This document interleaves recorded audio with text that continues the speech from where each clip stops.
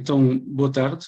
Estamos aqui numa nova IPE às quartas, hoje com o Raul de Figueiredo Correia, que é professor de informática com décadas de trabalho na formação e qualificação de jovens profissionais. O Raul coordenou a construção de uma plataforma de e-learning no Cinel e os manuais interativos e tem sido consultor na área da implantação de plataformas de e-learning. É membro de várias organizações de segurança cibernética e presta consultoria para várias entidades. Tirou o bacharelato em Engenharia Eletrónica e Computadores, ramo de Sistemas Digitais, depois a licenciatura em Engenharia Informática, seguido o mestrado em e-learning e entornos virtuais de informação. Espero ter pronunciado bem em espanhol. E mais recentemente, o Raul terminou o seu doutoramento em Engenharia Eletrónica de Computadores, com a tese dedicada a laboratórios remotos e virtuais, onde analisou a sua evolução ao longo do tempo, segundo a origem das espécies de Darwin, e portanto já vimos que é um tema interessante, pelo menos curioso, para nós consultarmos. Foi diretor adjunto de formação no CINEL, Centro de Formação Profissional da Indústria Eletrónica, Energia, Telecomunicações e Tecnologias da Informação. É professor adjunto convidado na Escola Superior de Tecnologia do Instituto Politécnico de Setúbal e Chief Internet Technology and Cybersecurity Training Officer na ISU, International Sharing University, Universidade do Atlântico, instalação no campus do Tagus Park. Então vou ter a oportunidade hoje de aprender sobre laboratórios virtuais e digitais e eu vou passar a palavra ao Raul e agradecer por estar aqui, Raul. Muito obrigado. Ora, essa. Quem agradece sou eu pela oportunidade que me dão de partilhar um pouco convosco o meu conhecimento nesta área e também, especialmente, espero aprender convosco, portanto. Ora bem, então eu comecei pergunto, posso partilhar eu a tela agora? Portanto, ok, eu comecei fiz um pequeno site, portanto, que vocês poderão consultar livremente. Ora, penso que já estão a ver, se alguém não estiver, queira-me dizer, aqui a entrada com a Sharing University. Portanto, esta aqui é o endereço onde este site está. Isto organiza-se muito facilmente em unidades aqui, que vão sendo passadas, eu vou comentar, vocês podem avançar por aqui, isto eu estou a dizer depois para consultar, isto fica perfeitamente disponível, sempre, e além disso, se quiserem copiar, é só marcar copy-paste, nada está protegido. Estão perfeitamente à vontade. Ora bem, então, deverei dizer quais são os laboratórios que nós temos não presenciais. Temos os remotos, os virtuais e os híbridos. Ora bem, qual é que é a grande diferença entre remotos e virtuais? Os híbridos, claro, é uma mistura dos dois, né? Mas os remotos são sistemas reais que têm equipamento, portanto têm resistências, têm condensadores. Eu vou falar assim porque eu sou de eletrónica e justamente tudo isto está focalizado para a eletrónica. Têm todos os componentes, só que estão longe. Por exemplo, no ISEP há uma quantidade enorme de laboratórios remotos e virtuais que eu uso com frequência e também na Universidade Deusto em Bilbao. Os virtuais é o que eu vou apresentar hoje, são laboratórios que não existem fisicamente, pura e simplesmente são simulações de software, que simulam situações reais. Portanto, é claro que é o mais simples, que podemos ter nos computadores, sem problema nenhum, não é? São os mais simples que há. Os híbridos têm um bocadinho de cada, que é o caso do LabVIEW, não é? O caso do LabVIEW. Eu fiz na tese, não vou agora alongar-me, mas fiz um estudo grande da evolução dos laboratórios remotos ao longo do tempo. O primeiro laboratório remoto que se possa pensar e que possa ter nome de tal, se nós definirmos como um equipamento que reage a comandos à distância e onde podem ser medidas grandezas, foi em 1898, feito pelo Tesla. Ele realmente estava à frente do seu tempo, fez um míssil teleguiado, um míssil torpedo para a Marinha Americana. Mas depois os generais todos acharam que aquilo era tão avançado que era muito perigoso, podia-se voltar contra eles e abandonar o projeto. Esse foi a primeira referência. Depois, muito resumidamente, de grande desenvolvimento dá-se após a Segunda Guerra Mundial, nomeadamente do lado alemão, com o von Braun, em que vários dos equipamentos militares, entre eles as V2, etc., também se podem considerar um pouco laboratórios remotos, embora porque elas tinham sensores de temperatura, pressão, etc., e era possível corrigir ligeiramente algumas trajetórias, alguma coisa, e é claro que depois é a partir dos anos 70, 80 que se dá o grande desenvolvimento com Cariza Bowes na Universidade do Colorado. E aí é que entra na parte, digamos que académica. Antes era quase só situações militares, não é? Portanto, a Segunda Guerra Mundial trouxe esse grande desenvolvimento. Aqui temos um exemplo de laboratórios remotos, portanto, penso que vem aqui o rato, temos os clientes ligados à internet, ligado a um laboratório, um lab server, e depois aqui está a tal situação híbrida, em que temos software, que está aqui embaixo a correr, não é? Neste caso LabVIEW, e aqui hardware, que é montado diretamente e é alimentado. Portanto, um laboratório híbrido precisa também de uma plataforma física remota, não é? Hoje em dia temos aqui alguns, a UNED em Madrid é um dos que tem mais laboratórios, perdoem-me só beber um pouquinho. Este é um sistema Tanks, etc.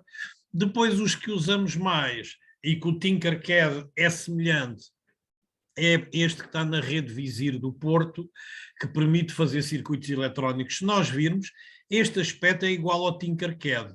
A diferença é que o Tinkercad, que eu vou mostrar, isto não é montado fisicamente em lado nenhum.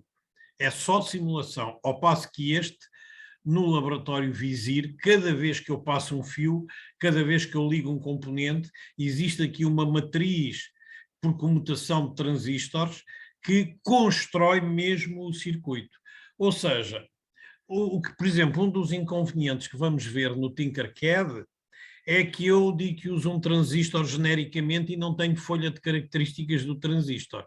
Há lá um modelo de software que tenta simular a temperatura e os efeitos da temperatura, ao passo que aqui não, o transistor aquece mesmo. Portanto, aqui é totalmente diferente. Aqui, neste caso, eu tenho mesmo o sistema a ser construído por relés e transistores remotamente. Eu, se eu fizer a partir daqui da minha casa em Lisboa, em Algés, eu estou no Porto, no ISEP, a ligar e desligar relés e transistores. Portanto, isto é genericamente o que é um laboratório remoto, etc. Agora, como é que nós começamos com o Tinkercad? Portanto, o Tinkercad, como muitas outras aplicações, acedemos a www.tinkercad.com e depois temos, obviamente, que fazer um registro, não é? Eles têm vários tipos de contas para educadores, para alunos, isto está tudo é feito em língua brasileira, português brasileiro, como é lógico e normal, e existem várias hipóteses. Eu usei, e é o que eu vos vou mostrar hoje, é uma conta simples, pessoal, mas ele tem todo um sistema de e-learning que se vai desenvolvendo cada vez mais, e esse sistema de e-learning permite criar turmas, fazer trabalhos, partilhar com outros alunos, partilhar com outros professores, etc.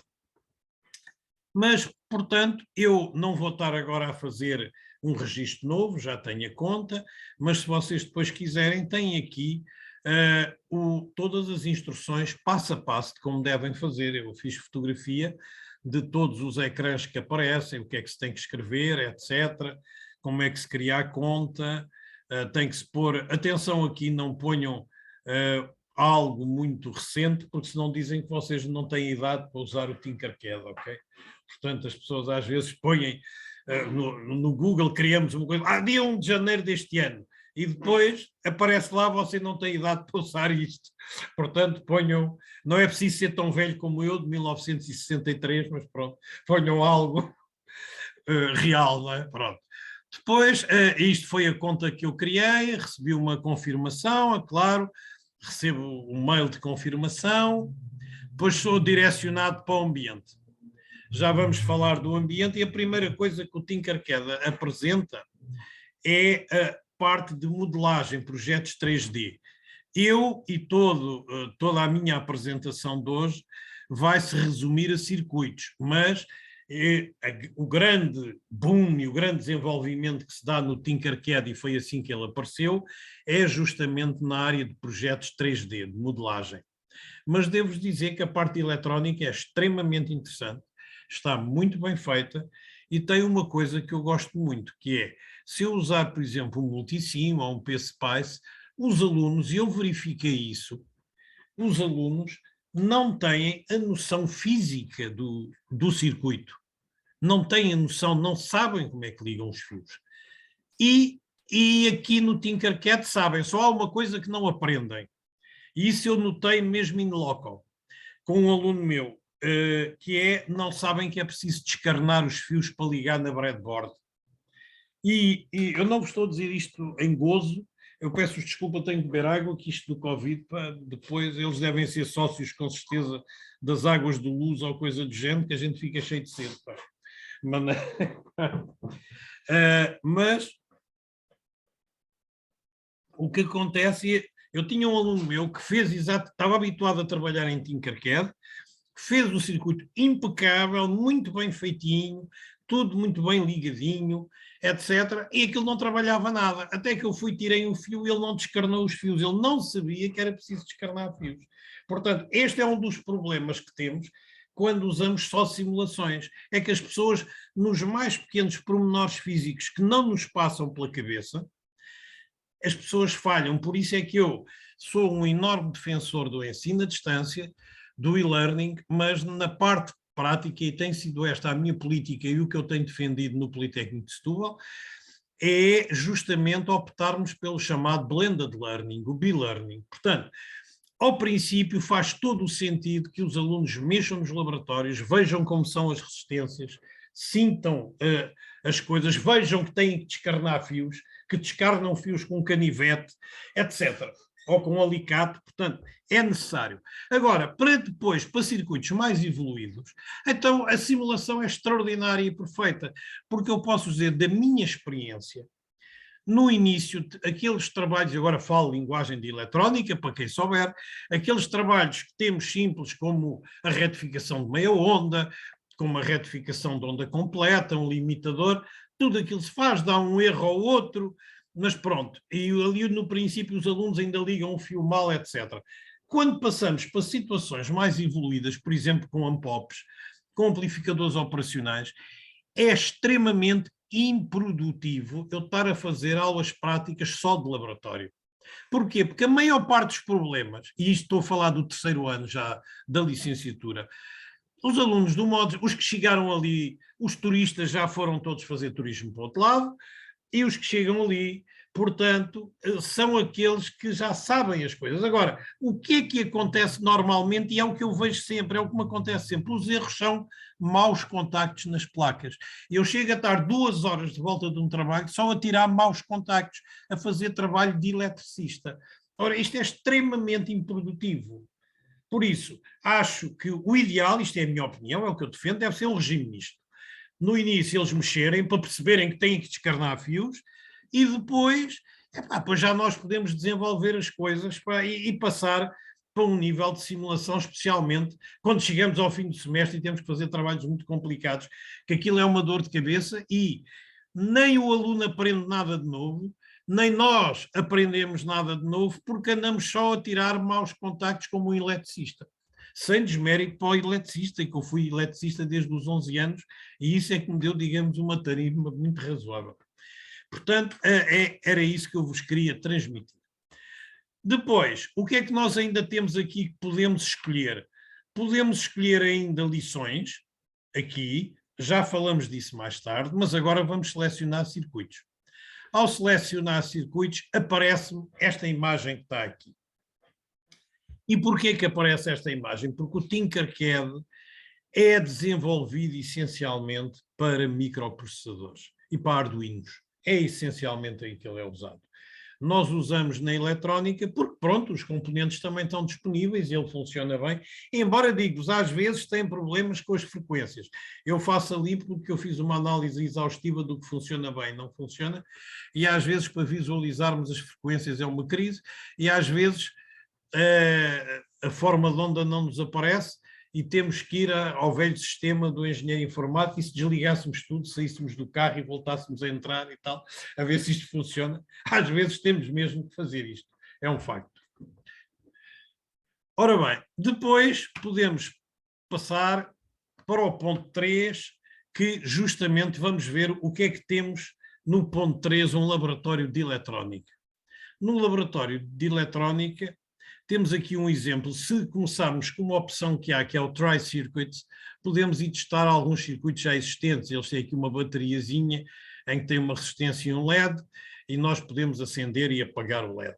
Ok? Portanto, é a hipótese de se clicarmos ali no Try Circuits. Depois, se vamos criar um novo circuito, o ambiente que nos aparece é este. Temos sempre este componente, depois apagamos, não nos interessa, e vamos andar aqui à procura dos componentes que nós queremos. Isto, como eu vou mostrar a seguir, vai nos surgir do lado direito, e eu aconselho-vos, se algum de vós quiser depois testar e trabalhar com o Tinkercad, utilize 2 ecrãs, que é num ecrã vai pondo este site, vai passando as coisas, e no outro vai fazendo. Porque eu costumo dizer aqui na gíria, dou a papinha feita, portanto mostro os passozinhos todos que é preciso realizar, ok? Portanto, então como é que isto se começa? Do lado direito eu vou escolher os componentes que eu quero, cá tenho a minha breadboard, que escondi aqui metade, e que eu volto a referir, que é muito, muito igual à real, só é tal coisa, não precisamos descarnar os fios. Esta breadboard tão real só vi no Visir, no ISEP, está aí o meu amigo Gustavo, que não, e meu ilustre orientador, que não me deixa mentir, não é? Vi que ele entrou agora aqui a espiar-me, portanto, aí está. E para mim é uma das coisas, confesso, que mais me atrai no Tinkercad é o ambiente real.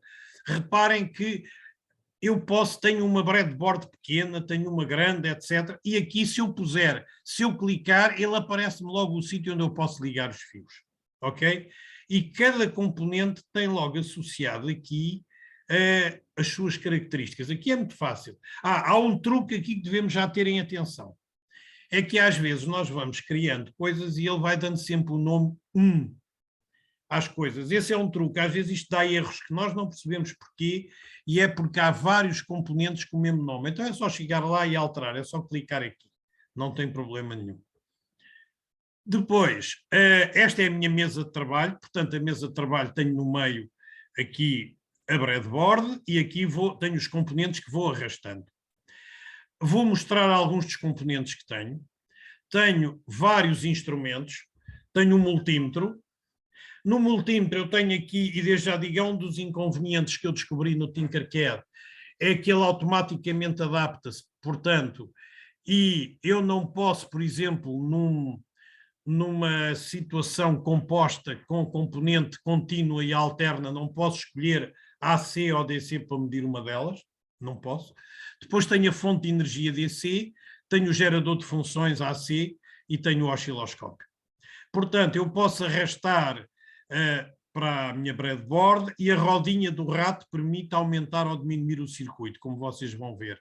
Aqui em cima, esta zona que aqui está, são vários comandos que eu posso utilizar, que eu pus aqui em maior, e tenho vários. Este é o copiar, colar, apagar, desfazer, refazer, editar notas, que eu posso editar notas sobre o circuito, ver ou não ver as notas, escolher a cor dos meus fios, que eu faço isto após marcar um fio, escolher a espessura do fio e depois rodar aqui os meus componentes, certo?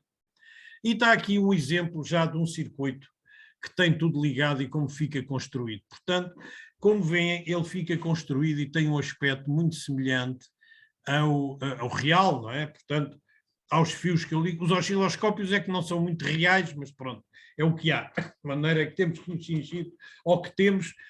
E atenção, vocês não têm 2 canais no osciloscópio. Têm que pôr 2 osciloscópios. Cada osciloscópio tem só um canal. Portanto, essa é outra limitação, ou vantagem, quem sabe, aqui depois os 2 canais a gente podia se baralhar um bocado.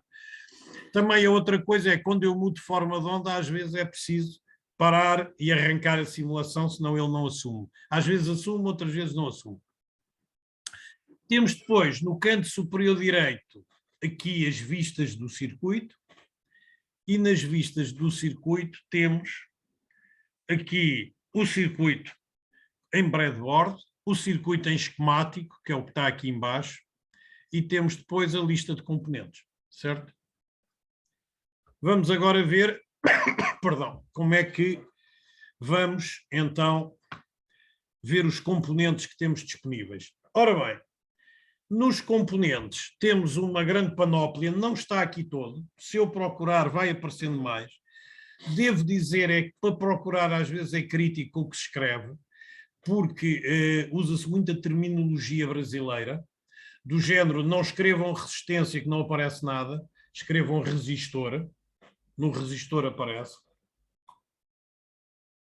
Perdão. E então tem várias, especialmente nos circuitos digitais, eu sei que o contador não é contador, diz outra coisa qualquer, mas não me lembro agora. Existem uma grande variedade. Eu pus aqui alguns dos que vão aparecendo mais. A vantagem é que tenho já vários integrados, semelhantes aos que se compram também nas lojas online, portanto, e já vêm aqui. Portanto, a vantagem é que eu aqui posso desenhar numa breadboard o circuito que eu vou montar e tenho os componentes exatos. Portanto, estes sensores que vocês veem, que são placas, isto vende-se online nas várias lojas que temos disponíveis, eu tenho aqui e funciona da mesma maneira. Portanto, eu aqui tenho instrumentos de medida, componentes passivos, cá está o indutor, não é bobina, tenho botões, sensores, interruptores, vários, tenho sensores, interruptores DIP. Agora, uma coisa que eu critico, e aqui tem, e isso, por exemplo, é muito chato com os transistores, é que não há folhas de características. São componentes sempre genéricos. Portanto, num transistor eu fiz concretamente, e posso-vos mostrar um circuito de amplificação, eu fiz aquilo às apalpadelas, porque eu não conseguia fazer cálculos do PFR, porque não tinha beta, aquilo não dá o beta, etc. Portanto, não, pelo menos eu não descobri nunca a forma de fazer isso, nem conheço ninguém que tenha descoberto.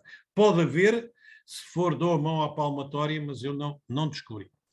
Depois, temos aqui vários tipos de indicadores luminosos, isto tem mais que a loja dos chineses, não é? Há para aqui variedade que nunca mais acaba.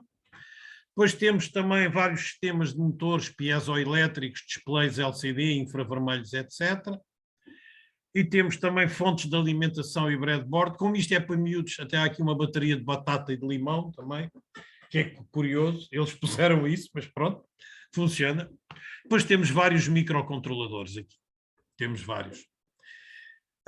Quando os componentes, há em cima, no canto superior direito, eu posso selecionar se quer ver os componentes básicos ou todos. E depois ainda tenho uma forma de pesquisa, obviamente, não é? Podemos realizar a pesquisa aqui. Por exemplo, o transistor não aparece ao princípio, eu tenho que escrever, começo a escrever trans, ele aparece, ao transistor. Mas aparece o PNP ou o NPN, não diz que é o BC108 ou o 2N2222, eu pelo menos não descobri como. E já uso isto há tempo considerável com outras pessoas, nunca conseguimos realmente ver como é que isso é possível. Depois, na breadboard, quando eu arrasto os componentes, eles ficam automaticamente ligados. Eles ficam automaticamente ligados e se por acaso eu fizer um curto-circuito, consegui fazer aí um circuito digital, aparece uma faíscazinha a avisar-me, o que já não é mau. Não deita fumo, mas avisa. Portanto, eu já sei que não tenho que montar aquilo assim, não é? Portanto, ora bem, vamos agora ver a construção de circuitos, então. Na construção, eu venho aqui aos circuitos, tenho a minha área de trabalho. Devo alertar que os circuitos aparecem todos com um nome esquisito, parece tudo indiano, não sei porquê, mas é muito fácil. Eu chego aqui, clico 2 vezes e edito o nome. Se eu não disser nada, fico com estes nomes estranhos, não sei porquê, não sei quem é que terá a criatividade destes nomes. Pronto, começo, breadboard, e depois vou arrastando as coisas e ligando. Aqui têm um todo bonito, portanto, já com os fios, com as corzinhas todas, etc. E, tal como vos digo, isto tem um aspecto quase real. Só não é preciso descarnar os fios. Realmente nisso é extremamente positivo. E depois, cada componente, se vocês o selecionarem, por exemplo, clicando sobre o gerador de funções, aparece-vos aqui todas as características. Se clicarem sobre a resistência, tem cá o resistor com as características. Sobre o condensador, tem o capacitor. Portanto, tem isso tudo. Também, outra coisa é, quando eu não souber, isso é muito útil no transistor, qual é o emissor, o coletor e a base, porque, se eu não tenho a referência do transistor, não posso ir ao datasheet ver onde é que está o coletor, o emissor e a base. Basta passar com o rato sobre o pino e ele diz-me o que é. Isto é extremamente útil, está muito bem feito. Ok? Aí é algo que eu, francamente, fiquei muito bem impressionado. Vamos ver agora como é que se passa a simulação de circuitos. Na simulação de circuitos, portanto, tenho aqui esta imagem. Aqui em cima tenho o botãozinho que diz iniciar simulação. E ao clicar lá, teoricamente aparecem umas ondas muito bonitas, às vezes não aparecem, a gente reza para que aparecem, para, desliga, põe se for preciso e a coisa aparece. Depois tenho aqui já o circuito com tudo perfeitamente programado aqui com os valores certos e as formas de onda que eu tenho de entrada e saída. Este transistor desatou-me a fazer clamping, e aí está, como eu não sei qual é o transistor exatamente, quis acertar o PFR, andei para aqui a trocar resistências, mas não é uma tarefa fácil, portanto, eu já vos digo que uma utilização em transistores tem esta limitação, acho que é algo a ser melhorado, ou então é algo que eu não descobri. Uma coisa importante, eu posso alterar as minhas características das fontes de tensão, quer AC, quer DC, posso alterá-las ou diretamente mexendo aqui nos botões, como no laboratório Visir, tal e qual, ou posso ir àquela caixinha azul e escrever o que eu quero. Tenho as duas hipóteses. Ora, temos aqui outro exemplo com as anotações. Eu posso clicar ali, posso escrever aqui as anotações, faço as anotações ali e aqui assim mostro ou retiro as anotações. Depois, quando eu venho a circuitos, eu tenho já vários circuitos que eu criei e posso fazer aqui depois uma gestão dos circuitos que eu vou mostrar no capítulo seguinte, na gestão de fecheiros. Mas se eu quero criar um circuito novo, venho aqui a criar novo circuito, é só o que tenho a fazer. Não tenho mais nada, portanto, a fazer. Depois, tenho outra situação aqui, que é um NE555. Eles também têm este tipo de fontes de tensão simpáticas, que são pilhas. Para sistemas digitais, dá muito jeito usar isto em vez dos 5 volts. Tem uma grande vantagem, as pilhas não acabam. Isto funciona sempre, é ótimo. Portanto, aí é uma vantagem grande. Tem aqui um exemplo de um circuito já com uma certa complexidade e cá está, estão a ver a faísca ali. Eu ali provoquei, liguei uns mais 5 volts à saída de um flip-flop e ele avisou-me logo. Portanto, agora, para apanhar esta imagem, isto dá um certo trabalho, porque aquilo vai evoluindo e eu tive que esperar que houvesse o valor que fizesse o curto-circuito para ele dar aquilo e fotografar naquela altura, mas avisa. Portanto, vamos lá ver. Eu vejo o Tinkercad também, especialmente em sistemas digitais, como um grande auxiliar do próprio professor para simular os circuitos antes de perder tempo a montar. Isso é uma vantagem muito grande. E em circuitos digitais, eles têm as referências todas, têm tudo, está tudo direitinho, nunca tive problemas. A chatice é nos condensadores, aliás, desculpem, nos transistores não haver as referências. Eu, como tive que dar uma cadeira de eletrónica geral cheia de transistores, não deu muito jeito. Ora bem, vamos ver vantagens e desvantagens. Deixem-me só tomar fogo mais uma vez. Ora bem, as vantagens e desvantagens é a seguinte: não é necessário nenhum software, instalar nenhum software, bastante ter uma ligação à internet e um browser para utilizar este laboratório virtual. Existem muitos componentes, o ambiente em breadboard é igual, permite a partilha de circuitos entre vários utilizadores. Mas, atenção, em circuitos partilhados não é permitida a cópia simples. O que temos é um link transmitido por e-mail e quem recebe o link, se fizer alterações, essas alterações repercutem-se no circuito original. Ou seja, há um sítio que eu já vos mostro depois no ambiente em que diz enviar. Eu envio um mail para uma pessoa e essa pessoa recebe um link. Ao entrar tem o controle total e absoluto sobre o meu circuito. Pode alterá-lo todo. Portanto, não é possível enviar só em modo de leitura, ok? O que é uma certa, pronto, é um inconveniente. Por isso, aqui há um truque, obviamente, quer dizer, se eu quero partilhar um circuito com os alunos, o que eu faço é faço uma cópia do circuito principal que eu fiz e partilho a cópia. Olha, se ele estragar, estragou a cópia, eu vou buscar o outro, não há problema. É a forma prática de dar a volta à questão. Componentes, outras desvantagens. Os componentes analógicos não têm dados da datasheet, o que leva a alguns erros nas simulações.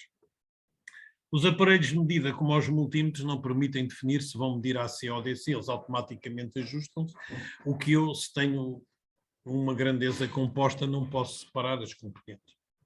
Certo? Portanto, vamos agora ver. Então, ficheiros e coleções. Nos ficheiros e coleções, o sistema de ficheiros do Tinkercad, a diretoria onde eu trabalho, digamos, é gerado automaticamente. Portanto, cada vez que eu faço um circuito, ele fica lá. Já vos vou mostrar isso. Ele fica lá, demora às vezes uns minutos a aparecer, não é imediato, mas depois aparece. E pronto, e vai aparecendo aqui nos quadradinhos. Alguns aparecem que são de quando inicialmente criamos a área, aparecem os brindes. E esses nós podemos apagá-los. Portanto, marcamos sobre eles, vamos aos circuitos, clicamos no cantinho, nesta rodinha, temos as propriedades e depois temos várias possibilidades. Podemos definir as suas características, nomeadamente se é privado, se posso compartilhar o link, se é público, etc. E tenho várias opções. Se eu quero apagar, carrega em excluir, posso adicionar à atividade da aula. Isto é possível criar aulas e um curso online. Eu não explorei essa parte é muito mais sofisticada, mas é possível criar todo um curso online aqui com aulas. E ir associando os circuitos a cada aula, ir aí aparecendo e depois criar turmas e lançar notas a alunos e tudo. Eles estão a avançar muito nessa área. Mas, como digo, não encaixava nesta pequena apresentação aqui. Depois, posso duplicá-los, posso também adicionar à coleção. É importante falar o que é uma coleção. Uma coleção é uma subdiretoria. Portanto, eu posso criar e ela vai-me aparecer aqui ao lado, depois na barra, já vamos ver aqui, nesta zona. Portanto, e eu depois posso transferir para lá alguns ficheiros, que há a opção mover, ok? Por exemplo, cá está no retificador de meia onda, vou transferir para as coleções aparecem em baixo no menu do lado esquerdo. E eu pronto, meti aqui 2 circuitositos para nós vermos, né? Depois, quanto à partilha de trabalhos em Tinkercad, temos o tal procedimento que eu vos disse, em que no ecrã de entrada abrimos, editamos o circuito que pretendemos partilhar, e depois cá em cima aqui vamos a convidar pessoas a enviar para. No enviar para, eu escolho a última opção, convidar pessoas, é apresentado o link, faço copiar e passo isto para o meu mail normalíssimo e mando um mail, não é? Portanto, é o que eu faço. Quem recebe um mail com este aspecto, com um link. Mas depois é a tal história, não é? Atenção, ao partilhar o destinatário assume o controle total do mesmo, certo? Por isso, é o que eu vos disse. Convém partilharmos uma cópia do ficheiro, nunca os originais. Depois, o Tinkercad tem ainda um sistema de salas de aula, com mais recursos, não vai ser abordado aqui, mas eu deixei-vos aqui um link onde tem umas páginas onde têm todos os ficheiros, etc. Tudo, tem aqui tudo explicado. O mesmo se passa com vários planos de aula de várias áreas que estão disponibilizados no site do Tinkercad. Okay? Portanto, tem essa hipótese. Finalmente, selecionei aqui alguns links que me pareceram interessantes, portanto, até de experiências que vi, interessante do Governo Regional da Madeira, etc. Portanto, até Selecionei porque esta universidade que está em formação, a Sharing, tem uma ligação forte à Madeira, tem uma parte também no Funchal, está no Tagus Park, que é onde eu estou a construir agora, portanto, a Faculdade de Engenharia. Estamos naquele calvário que é conseguir passar pela TGES, A3ES, etc. Não é? Portanto, temos isso. Mas, pronto, era isto que eu vos queria mostrar. Vou agora fazer uma pequena demonstração do próprio circuito. Não sei se alguém me quer pôr alguma questão, se não, posso até parar um bocadinho para aliviar aqui um bocadinho o cansaço. Se alguém quiser pôr alguma questão, sou todo ouvido, se não avanço aqui para uma demonstraçãozinha.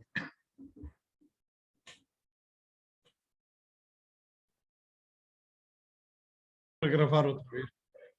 Okay. Posso colocar uma breve questão? Diz, Gustavo. Olha, achei interessante aquele aspecto que tu mencionaste, assim um bocadinho tipo anedótico, mas que realmente reflete uma situação real, do aluno se terem esquecido de...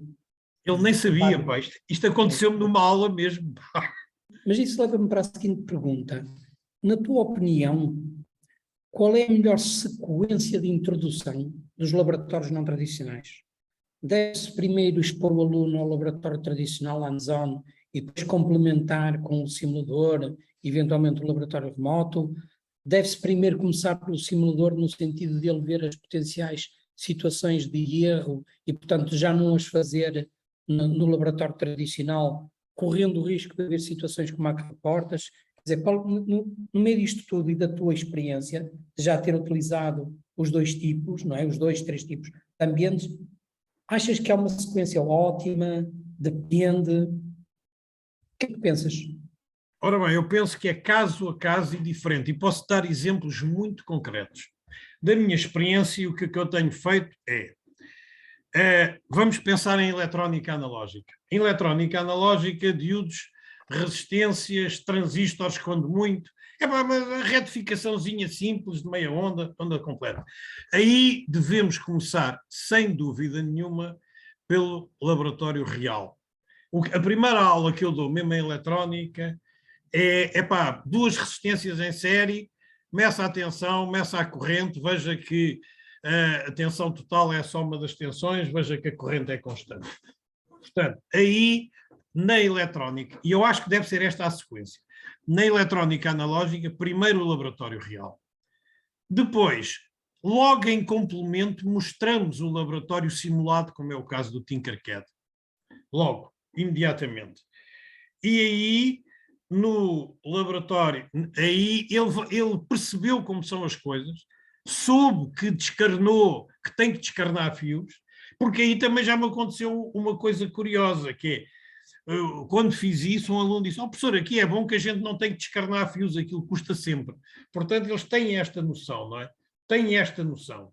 Mas isto é muito semelhante, como vocês vão ver, portanto, deixem-me lá abrir para aqui este, por exemplo. Isto é muito semelhante. Para abrir é carregar, editar isto, e agora ele vai carregando as coisas, etc.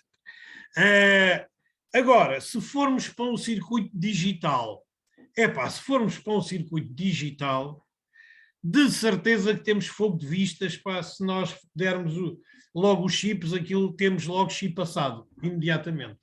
Porque eles, obviamente, trocam. Portanto, após eles já terem a noção de uma breadboard, nem que seja só com duas resistências e uma tensão, eu, quando dou eletrónica digital, ponho em série, faço normalmente a porta AND e a porta OR com diodos e resistências. E se eles queimarem, aquilo é barato. Portanto, não há problema. Mas assim que passa a eletrónica digital, não. Aí eu digo, meus amigos, primeiro fazem no simulador, após verem todas as ligações, vocês vão fazer no laboratório real. E por uma coisa, é que a primeira tendência que eles têm no laboratório real, com chips, é fazer uma mata desgraçada, em que chega, pessoal, olha, não trabalha. Eu chego lá, aquilo é uma mata, que eu faço uma coisa, com a mão vou lá, olha, com licença, vamos agora começar a ligar isto.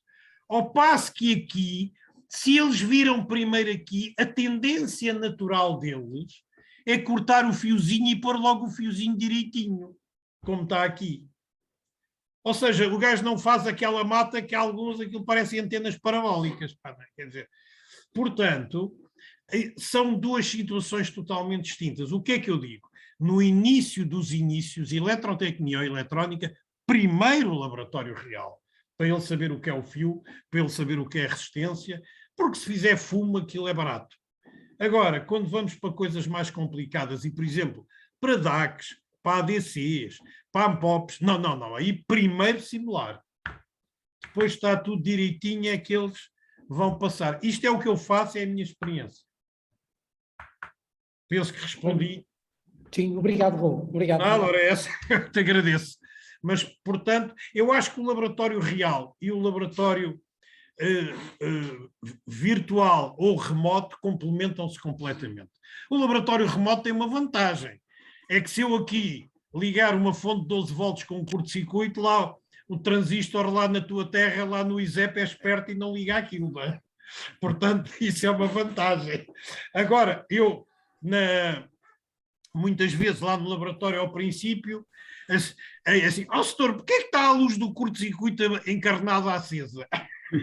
E, entretanto, já eu tenho lá efeitos de fumos, não é? Portanto, aquilo aí, portanto, aí está, é um complemento absoluto.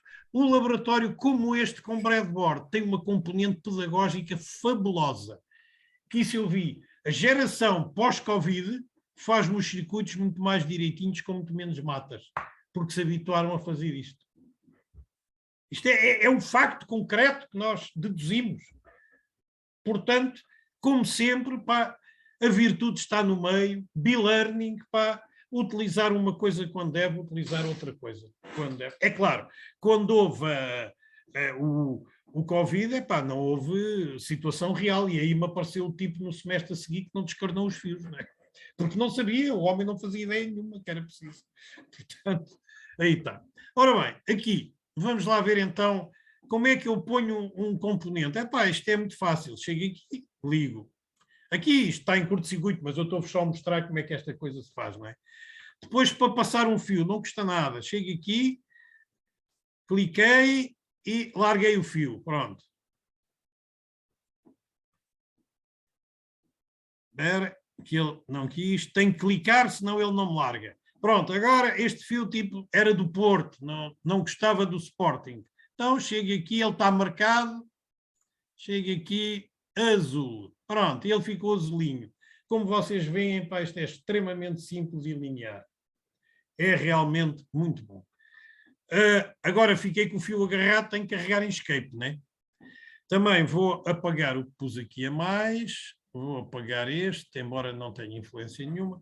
Vamos lá ver aqui uma simulaçãozinha disto. Ele demora um bocadinho a aparecer, depois começa a aparecer, mostra os transitórios, mas aí está, era extremamente mais interessante. Porque os tipos basearam-se num transistor qualquer para fazer aquilo. O modelo matemático está implementado, basearam-se nele, não é? Mas, na verdade, não o mostram, portanto, eu tenho que adivinhar mais ou menos qual é, e digo, não consegui meter este transistor a trabalhar perfeitinho na zona ativa, fiz as continhas todas.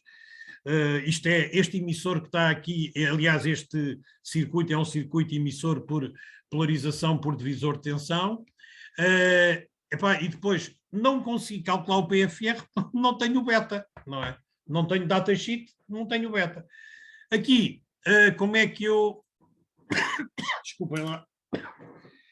Como é que eu faço para... Vocês desculpem lá que eu estou para aqui a pingar, isto em Lisboa está um calor, não é brincadeira, tenho 3 ventoinhas, pá. Se eu enviar para, venho aqui, aquilo que eu vos disse, convidar pessoas, tenho o copiar, pronto, copio isto e agora mando um mail. Se eu mandar ao Gustavo, o Gustavo mexe neste circuito à vontade. Portanto, pá. E é claro, pode-me alterar o circuito todo, não é? Se eu lhe mandar e ele começar a alterar lá, eu vejo aqui as coisas a serem alteradas. Portanto, esta é para mim também uma limitação deste tipo de... Pronto, deste laboratório. Mas passa-se bem à frente, porque eu posso, no sistema de fecheiros, copiá-lo para outro, e distribui, olha, experimente lá, manda aos alunos. Eu usei isto muito, agora durante a altura em que era tudo online, não é? Portanto, e epá, já sabia. É claro, o primeiro lixei-me, que ficou alterado, não é? Mas dos outros não. Depois eu já aprendi, não é? Portanto, olhem, não sei, era esta a minha ideia, não sei, estou à vossa disposição para questões, etc.